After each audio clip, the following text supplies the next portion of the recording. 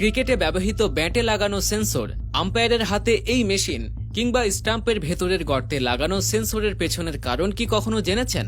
স্টেডিয়ামে উপস্থিত গোয়েন্দা রোবট, বড় পর্দা থেকে শুরু করে মাটিতে আটকে থাকা ডিজিটাল পোস্টারগুলোর রহস্য কি? আজকের ভিডিওতে জানুন ক্রিকেটে ব্যবহৃত শীর্ষ উন্নত প্রযুক্তি সম্পর্কে, এসবের পেছনের কারণ ও খুঁটিনাটি।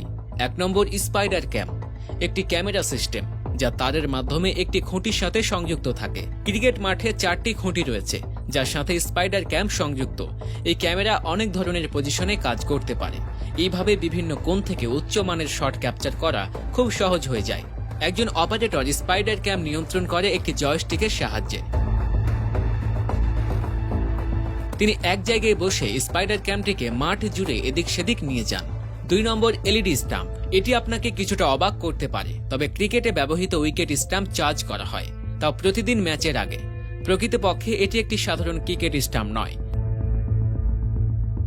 বরং একটি বড় ব্যাটারি, এবং এতে প্রচুর সেন্সর এবং মাইক্রোফোন ইনস্টল করা আছে।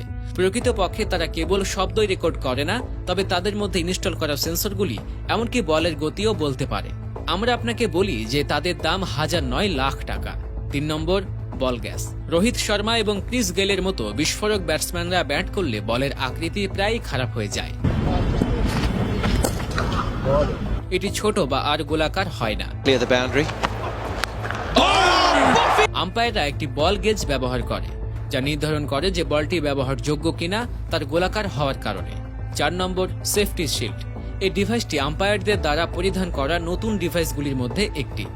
আম্পায়ার ধারালো শট থেকে নিজেকে রক্ষা করার জন্য এটি ব্যবহার করেন। এটি আম্পায়ারের হাতে বাঁধা থাকে। এটি দেখতে স্বচ্ছ। অনেকবার দেখা গেছে যে আম্পায়াররা ধারালো শটে আহত হন, তাই এই প্রতিরক্ষামূলক ঢালের সাহায্যে ধারালো শট থেকে নিজেকে রক্ষা করতে পারেন আম্পায়ার। 5 নম্বর, দ্রুত শনাক্তকরণ।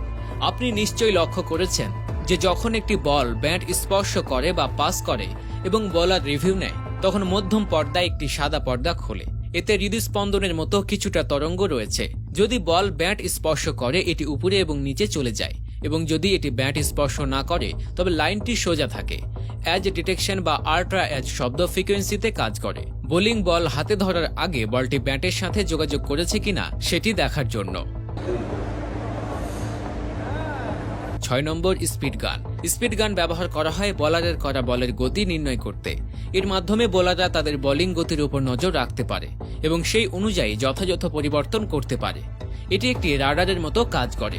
প্রিয় দর্শক, এই সব টেকনোলজির মধ্যে কোন টেকনোলজিটি আপনাকে সবচেয়ে বেশি আকর্ষিত করেছে সেটি অবশ্যই কমেন্ট করে জানাতে ভুলবেন না।